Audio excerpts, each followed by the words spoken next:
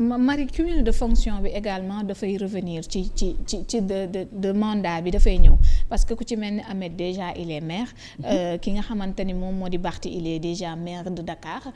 d'ailleurs dinañ ñëwaat ci ne est-ce que tey jii du doon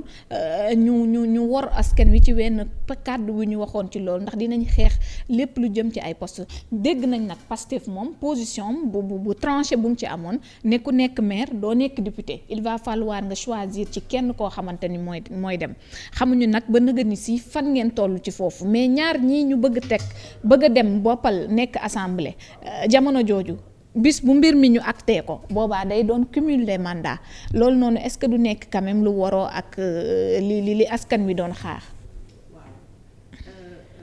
dafay nekk toujours la même chose par rapport ak ni ñuy wax léegi ñun Sénégal dañu bëgg buzz dañu bëgg di wax ci loo xamante ni wax dëgg fa yàlla dafa jotagul. pour ñu wax ci. mais ñi affiché seen carrément damaa bëgg a dem assemblée di ñoddi ci loo xamante ni. mais loolu il faut ñu wax ci ni nee nañu parce que wax jooju sax dama xamul man fan la jógee au niveau de la coalition Yewwi Askan Wi à quel moment la coalition Yewwi Askan Wi a proposé un non cumul des mandats ou de fonctions. moom laa souligné léegi ma ne ko dégguñu ko officiellement ci Yewwi mais Pastef moom dégg nañ ko te daanaka Pastef tranché na bu yàgg ci le fait que mu wax que ni ku nekk maire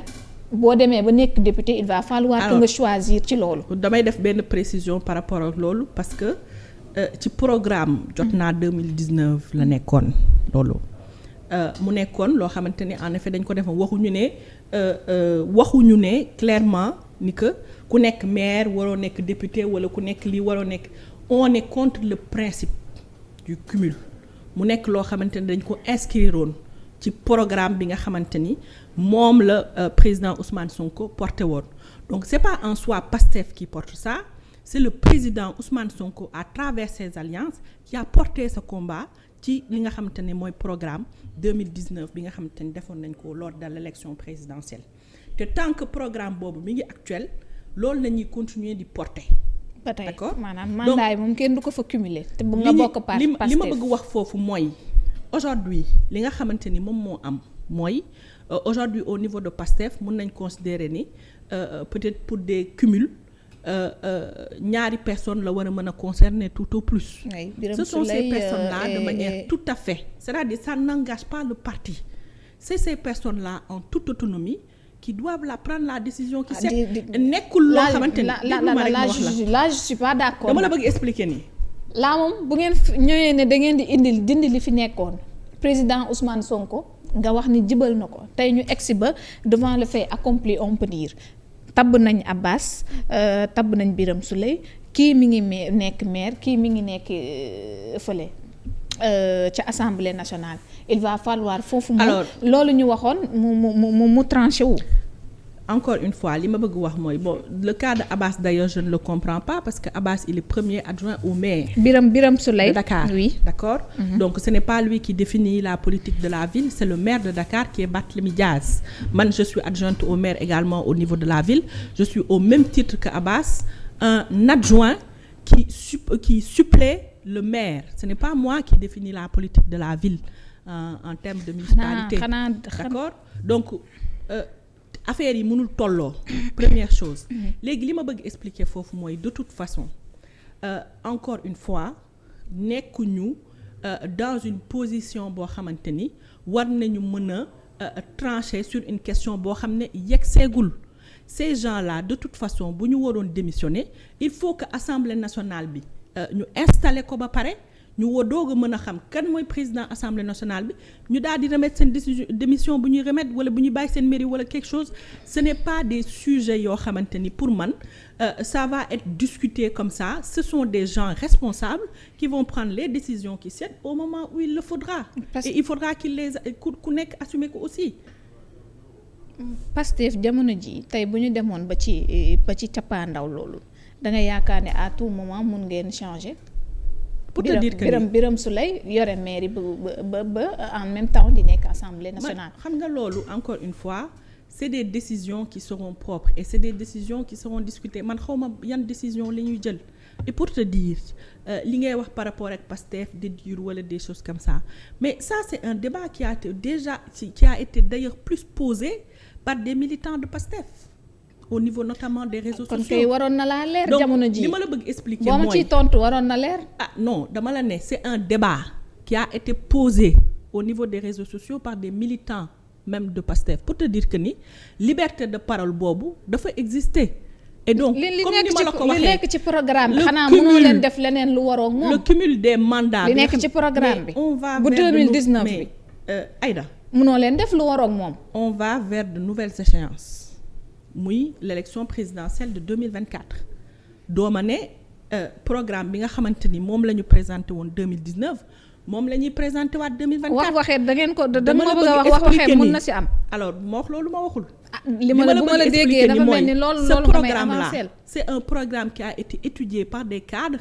ak ay experts yi nga xamante ni ñoom ñoo ci bind ay propositions yu am solo yoo xamante ni dañu ko essayer. d'accord donc programme boobu moom la ñuy jëlaat améliorer ko yóbbu ko au niveau de 2024. les contextes bu ci dem contexte yi nga xamante ni moom la ñu demee woon au niveau de 2019 bu dee contexte yooyu dafa changer en 2024 dañuy réactualiser li nga xamante ni mooy programme bi mais pour ce qui est du cumul des mandats encore une fois oui. qui n'a rien à voir ak li may wax dans l'ensemble du programme mooy c'est une question boo xamante ni c'est une question de principe au niveau de PASTEF d'accord mais aujourd'hui ça ne concerne que encore une fois 2 personnes yoo xam ne c'est des responsables qui devront aussi prendre leurs responsabilités. C'est tout simple. man daal Marie-Rose li ngay wax nii vraiment c'est un peu flou ci sama bopp bi parce que mi ngi nduru leneen franchement parler mi ngi nduru leneen te jàpp nañ ni Ousmane Sonko bu demee ba yëkkati projet bu ni mel bay dox ci gestion wu bii mu yaakaar ni moo war a am dafa war a am rupture ak bi fi mais est-ce que tu sais que y a des gens qui théorisent waratuñu sax discuter ci loolu ñi ngi naan fi ñu war a discuter sax mooy gën a nekk ñii waaye yeewu askan wi ñeneen ñi aujourd'hui bu ñuy wax Aïda ñun on est régi par des lois des décrets entre autres d'accord tey la question du cumul des mandats tant que ñun au moment actuel où on parle mais ce n'est pas clairement défini suñu loi ñun au niveau du Sénégal actuellement cumul des mandats ce n'est pas aujourd'hui défini bu ko daal définiruñu ko clairement donc est-ce que mandat yi ñuy wax mandat électif yi la comme député maire qui sont des mandats électifs au niveau local départemental qui est en relation directe avec la population mais plusieurs personnes peuvent considérer et d'ailleurs ça a été un long débat plusieurs personnes considèrent qu'aujourd'hui le mandat de député et le mandat de maire sont compatibles parce que yow boo nekk au niveau d'un département compétence yi nga xamante ni moom la ñuy jox maire bokkul ak compétence yi nga xam ne moom la ñuy jox député yow boo nekkee par exemple su ma jëlee quelqu'un comme Birame Souleye qui est aujourd'hui notre administrateur du parti mu nekk le maire de Thiès Ouest nekk aussi député de Thiès donc am na lu mu mën a liggéey en tant que maire pour les Thiessois mais am na leneen lu mu mën a liggéey aussi en tant que député pour les Thiessois c'est des postes yi nga xamante ni c'est tout à fait complémentaire dafa nekk ay postes sax yu nga xam ne c'est pas une raison ba ñu war a mën a dellu ginnaaw ci li ñu proposé woon nit ñi au niveau du cumul des mandats il faut faire très attention parce que avec Ousmane Sonko on avait pensé que c'est déjà acté que attention lii ñeneen ñi doon def duñu ko gis ci ñeneen ñi il faut analyser les choses dans leur globalité man mën naa d'accord nga ne ma un ministre de la République qui doit travailler pour toute la nation n'est pas compatible avec un maire. cumul wala question d'interprétation la rek ba tey bu la neexee mais man je considère que des mandats électifs locaux avec des attributions différentes peuvent être compatibles ça n'a rien à voir avec un principe boo xamante ni principe de gabegie parce que il faut revoir aussi ñun suñu proposition dans quel cadre lañ ko daan defee dans le cadre des gabegies yi nga xamante ni moom la ñuy gis da ngay gis nit ku nekk député nekk maire des fois mu nekk ministre nekk directeur de tel nekk lii nekk aller dans plusieurs sauces te loolu nag nit kese la tu ne peux pas être partout et surtout tu ne peux pas t'occuper de tout boole ci nga am une mainmise sur plusieurs choses loolu moom moo taxoon ñuy waxi cumul et on a fait des propositions yoo xamante ni c'est des propositions de rupture au-delà même ci li nga xamante ni mooy cumul des fonctions wala boog cumul des mandats yi ñuy wax on a ñun ñoo fi wax ni que aujourd'hui les directeurs seraient choisis sur la base d'un concours dépôt de dossier du ñu jël diw tel parce que nag ma neex bëgg naa la dama lay teg directeur wala DG de quelque chose ça va être donc une concurrence entre plusieurs CV de personnes yi nga xam ne ñoom ñoo yellool jël poste boobu ñu jël ko loolu teggeeguñu ci donc encore une fois bu ñu sàqamee suñu lanc bu ñu yegsee ci li nga xamante ni moom la ñu warloo ak sénégalais yi Pastef musul daw musul ragal dinañ ko def te loolu amul benn loo xamante ni dinañ ci sëgg wala leneen lu demee noonu. alors ñu dem ci li nga xamante ni gis nañu jamono ji dafa alimenté waat le débat mu di Ousmane Sonko qui a présenté sa candidature officiellement que ni dina dem ci 2019 mais mu mel ni am na un peu lu koy jéem a gàllankoor mais laataa may dem si foofu am na lu ñu waxtaanee woon. moom moo di li ñuy formé ci groupe parlementaire yi. Groupe parlementaire yi dégg nañu démb ci conférence des leaders que décidé nañu ni wala li ñuy bëgg togg moo di ñu yóbbu ñaari groupe bokk ci bi nga xamante ni moom la wàllu nar a yóbbu mu nekk 3 groupes parlementaires ngir histoire d'augmenter les chances de l'intercoalition foofu ci biir assemblée mais gis nañu Thierno Bocoum de même que Birahim Seck génn nañ ci sax def ci benn analyse ndax dafa mel ni doxalin wi opposition bi di def dafay mel ni dañuy sucré wu ci doowu askan wi daanaka ndax groupe parlementaire yi la mu nar a kutewaat tey ci koppar lu takku la loo xamante ni daanaka askan bi du sentiraat boppam ay député am ci assemblée bi loolu ban lecture nga ci def. alors man dama waaru Aïda parce que man ba ñuy wax ci sànq ba tey ci waxu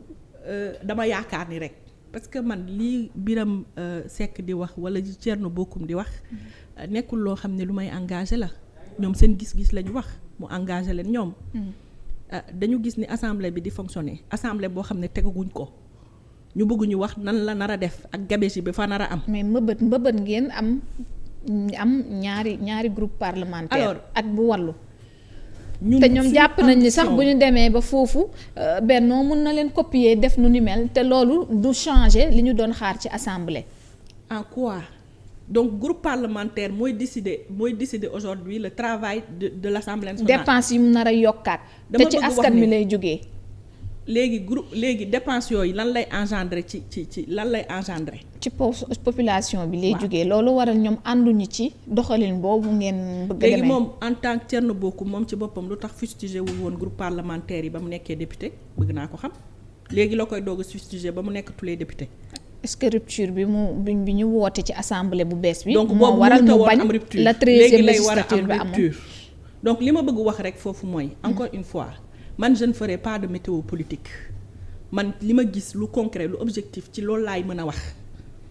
groupe parlementaire yi. est-ce que mënuñu ci wax laataa ñu faa dem. waaw c'est que xam nga bu boobaa loolu day nekk rek loo xamante ni ku nekk sa gis-gis comme ñoom ni ñu ko waxee ku nekk sa gis-gis ngay wax yow lay engagé et je pense que aujourd'hui on doit aller au-delà c'est franchement wax dëgg fa yàlla. nekk di polémiquer sur des histoires yoo xamante ni yegg seegul war nañu mën a dépasser loolu. Groupe parlementaire bi xaalis bi muy défendre yow xaaral ba nga xamante ni député yi nga xamante ni ñoom lañ élu ñu teg fa ñu liggéey li ñu war a liggéey wala boog liggéey ñu ne ñi kat liggéey ñu mën nañ teg groupe parlementaire boo xamante ni ils auront beaucoup plus d'impact que groupe parlementaire yi fa jot a am yépp donc pourquoi on va polémiquer sur des aspects organisationnels de l'Assemblée nationale te gisaguñu réellement liggéey bi nga xamante ni moom lañ fa war a def man dama bëgg ñu bàyyi ba Assemblée nationale bi ñu teg ko ñu xam ñan ñoo fa nekk concrètement liggéey bi ñu leen sant def nañ ko wala defuñu ko le jour du bilan. mais mérité wul ñu teel ci def taxaw laataa muy nduru bi ñu wees parce que bi ñu wees vraiment ça laisse à désirer benn 13e législature boo xamante ni daanaka sentiruñu liggéeyam foofu bu ñu ñoom demee en tant que député dem ba def observation ak société civile que ni bu nu mooywul li amoon amaat mérité wul ñu alerte ci jàngatu 13e législature boobu moo indi 14e législature bi ak de nouvelles têtes n'est-ce pas bu ñu jàngatul woon ci 13e législature bële kon ñii fi nekk tey duñ leen teg ña fa nekkoon lañuy tegaat loolu moom mooy dëgg sénégalais yi ñoom ñoo ñu gën a xam parce que ñoom ñoo koy dindu tous les jours. ñoom ñi élire ay député ñu retourner def la leen neex ñu gis ko teg ci seen bët nag ñëpp am ci indignation ñëpp jàpp ni 13e législature bi bokk na ci législature yi gën a nul ci ñu jot a am donc ñu jàpp samp seen dënd ñoom it dem farlu dem voté ji ba ñu gis lii ñu gis tey ci 14e législature bi. donc ñoom kay jox nañu le bénéfice du doute ñi nga xam te ni ñoom la ñu élire. donc buñ leen devancer nañ leen may ñoom ñu toog boon ñu ñoom it seen mënin. bu boobaa aussi ñun ñu xool. évaluer te duñu évaluer dañuy évaluer par étape c'est-à-dire que loolu aussi dañ ci war a évoluer. wax naa ko lu bari yoon. Sénégal dañu war a tàmm di évaluer les politiques publiques. Et je pense que loolu war nañ ko saluer par rapport li nga xam ne loolu la fi Pastef en tout cas indi. muy ñi gën a vigilant ci li nga xamante ni politique publique yi li nga xamante ni moom la suñu gouvernants yi def ñu ciy am gis-gis di ci wax balaa muy trop tard. Et loolu dañ ci war a dox bu dee assemblée nationale bi tey jii teg nañ ko mu nekk assemblée nationale boo xam ne on le veut de rupture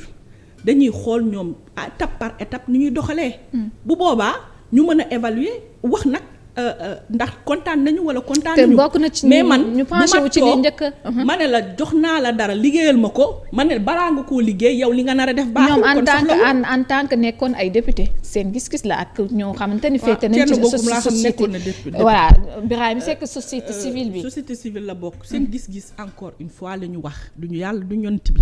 man bokk man personnellement Marie Rose Faye. balaa maa juger kenn dama koy bàyyi mu jëf. surtout bu fekkee ni dama ko jox mandat pour mu jëf. dama koy bàyyi mu jëf man Macky Sall tey jii avant muy nekk président de la République lu tax mu nekk président de la République. nit ñi dañu amoon yaakaar ci moom donc mënuñu woon toog fële naan du fi def dara léegi nit ñi duñu dégg. mais baax na ci nit ki boo ko falee ba pare nga fàttali ko li waroon nga fal ko. donc boo ko fàttalee day fekk mu am jot a def li mu war a def. mais baax na ci fàttali ñii installé gul nga ne ñi war a def ak gabegie may leen nag ñu installé ba pare. li ñu leen sant ñu def ko wala defuñu ko bu boobaa ñu mën ci. dina tàmbalee ci li wàññi li nga xamante ni day yokk dépense ci assemblée nationale yaakaar naa ni bokkoon na ci seen groupe parlementaire yi ba évaluer ba pare ci boobu laa ci mën a wax. mais yow ànd nga ci lépp loo xamante ni day wàññi dépense assemblée nationale. ni ki nuñ ko gisee woon bi wees. mais il est clair aujourd'hui qu'il faut que ñu def ay refonte oui. des lois aujourd'hui wàññi lépp lu nga xamante ni mooy dépense d'ailleurs de manière générale du ma wax sax assemblée nationale ñu ngi au conseil de la décentralisation xawma lan HCCT mi ngi fi HCCT ñun lan lañu servir ñun bañ fi nekkee ba tey xamuñu ko man tey conseillère municipal la ñu ngi war a sax dem ci vote bi mais ba tey ba sànq man xawma HCCT ban impact la mën a am aujourd'hui ci suñu société. gis nañ li nga xamante ni mooy inondation yi ni mu mel. muy un contexte environnemental boo xamante ni. je pense que waroon nañ ci mën a dégg HCCT nag. am déet est-ce que dégg nañ ko ci. ñoom nee nañ def nañu ay rapports yoo xam ne. ana rapport yi ñu koy jébbal at bu jot ana rapport yi est-ce que rapport yooyu ñu ngi koy étudier donc bu fekkee ni day def liggéey boo xamante ni mënut a servir. dañuy defi leneen. d'où la nécessité li ngeen boycotter lay expliquer ni mbir mi. il ne faut pas qu'on brûle les étapes. aujourd'hui dañu bëgg un gouvernement de rupture looloo tax ñu teg les premiers jalons